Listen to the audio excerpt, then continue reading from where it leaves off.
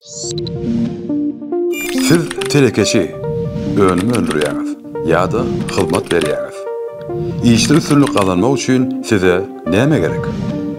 Elbette mahabat. Ol sizin brendinizin tanınmagyna kömek eder. Mahabatlar dürlü bolýar.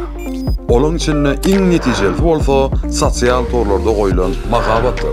Dünýäniň islenip günjeginde adamlar internetin üstü bilen sizin mahabatyňyzy görüp bilerler. Türkmen portalam size şeýle netijeli mahabat hyzmatlaryny ödürleýär. Siz bu saýtyň iň meşhur gepleşlerini öz mahabatyňyzy ýerleşdirip bilersiz. İsleýän suratyňyz, isleýän ýazyňyz, habarlaşmak üçin maglumatlar, hemmesi isleýän gepleşiňize goýular.